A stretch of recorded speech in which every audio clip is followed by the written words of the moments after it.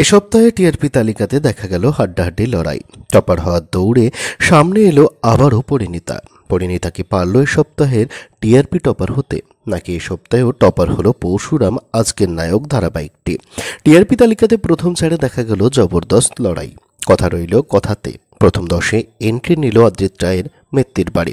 চলুন জেনে নিই এই সপ্তাহে টিআরপি তালিকাতে কোন ধারাবাহিক রয়েছে ঠিক কোন জায়গাতে। শীর্ষস্থান দখলের জন্য এই সপ্তাহে টিআরপি তালিকাতে চলল হাড্ডাহাড্ডির লড়াই। শেষমেশ সেরার মুকুটটা কিন্তু এই সপ্তাহেও নিজের দখলে রাখলো পরশুরাম আজকের নায়ক ধারাবাহিকটি। ধারাবাহিকের প্রাপ্ত টিআরপি রেটিং হলো 6.7।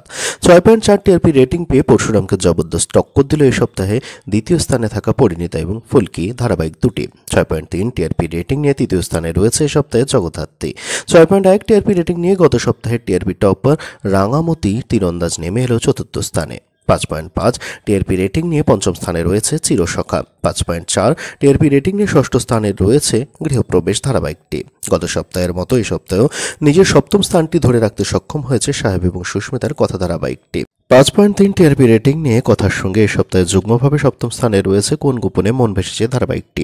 4.7 টিআরপি রেটিং নিয়ে অষ্টম স্থানে রয়েছে তিনটি ধারাবাহিক, চিরদিনই তুমি যা আমার, রোশনাই এবং অনুরাগের ছোঁয়া। এই সপ্তাহে প্রথম 10-এ জায়গা পেল অদ্রিত রায়ের মেত্তির বাড়ি ধারাবাহিকটি। ধারাবাহিকের প্রাপ্ত টিআরপি রেটিং হলো 4.0 অর্থাৎ 4। গত সপ্তাহে মেত্তির বাড়ির মতো টিআরপি তালিকাতে প্রথম 10-এ জায়গা পায়নি গীতা এলএলবি ধারাবাহিকটিও। তবে এই সপ্তাহে কিন্তু মেত্তির বাড়ির মতো প্রথম 10-এ জায়গা করে নিতে সক্ষম হয়েছে ধারাবাহিকটি। 3.6 টিআরপি রেটিং নিয়ে ধারাবাহিকটি রয়েছে এই সপ্তাহে টিআরপি তালিকাতে 10ম স্থানে। উক্ত ধারাবাহিকগুলোর মধ্যে আপনার পছন্দের ধারাবাহিক কোনটি? অবশ্যই আপনাদের মতামতটি কমেন্ট সেকশনে কমেন্টের মাধ্যমে জানাতে ভুলবেন না।